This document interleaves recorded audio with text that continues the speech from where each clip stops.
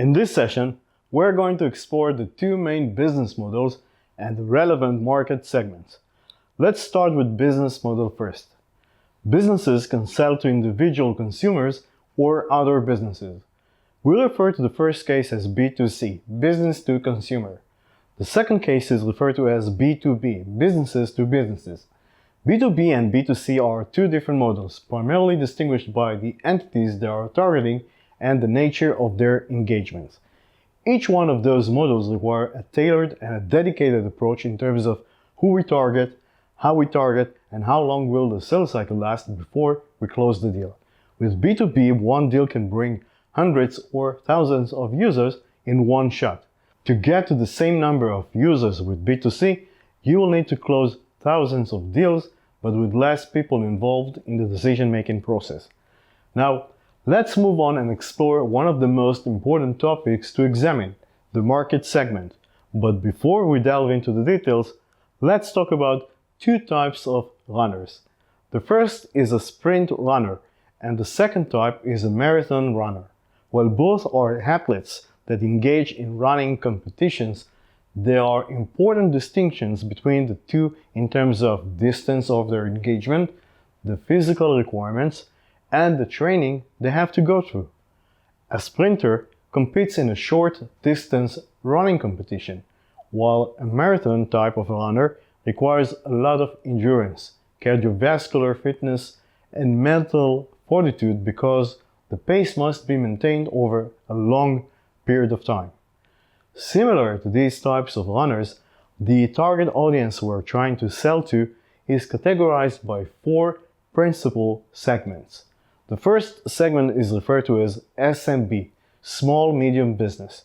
The definition can be derived by the revenue the business generates and or by the size of the business.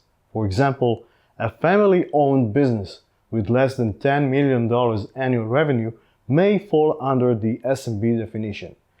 Here's a fun fact. Did you know that 99% of businesses in the US fall under the SMB definition?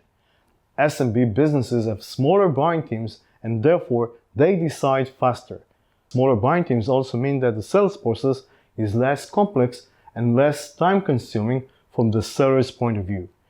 Generally speaking, SMB companies are looking for more out-of-the-box solutions and less for a tailored solution, and hence, the SMB sales is more transactional than selling to a bigger segment. The downside of selling to SMB is the deal size, simply because those businesses are small and therefore they don't have the money or the need to buy a complex and expensive solution. SMB sales is a great starting point for inexperienced sellers who can develop their skills while selling. On the other hand, top performers and experienced sellers may decline the idea and focus on the bigger segment. Let's move on to explore the second segment, the mid-market segment. The mid-market segment involves businesses that are larger than SMB but smaller than enterprise businesses. For example, companies with over 150 employees and up to 1,000 employees may fall under this definition. Since mid-market companies are bigger than SMB companies, selling to mid-market companies has a greater revenue potential. The buyers at mid-market companies are generally speaking well experienced, and therefore the seller on our hand needs to be more experienced and adaptive than SMB sellers. The third segment is referred to as enterprise. These companies usually have more than 1,000 employees and they operate on a global scale. Enterprise businesses will pay a premium price for a premium solution to their needs. They value good service and expect the best when it comes to the buyer-seller experience. Enterprise businesses have complex ecosystems and processes with more moving parts, and usually selling to an enterprise business requires involving tens of decision makers and tailoring your solution. If this was not clear by now, let me emphasize this again. If you're hiring for an enterprise sales position, make sure that you're hiring an experienced seller with an enterprise skill set. The last segment is known as the strategic segment, but sometimes it's referred to as named accounts. Strategic sales typically involves selling to a key account or strategic clients that are highly important thanks to the significant revenue they bring to our business. One of the most important skill set of a strategic seller is building deep relationships across the entire customer organization.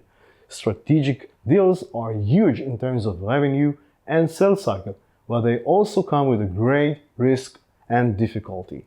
The four segments we just covered may sound simple to follow, but as I mentioned earlier, the criteria includes both company size and annual revenue, and there are times where it may not be so clear where a company falls. So I strongly recommend that you dedicate some time with your sales enablement or sales leaders to get familiar with your own business segments and definitions. Now that you are familiar with the business models and segments, you can talk at eye level with the applicant and improve your chances of hiring the right talent.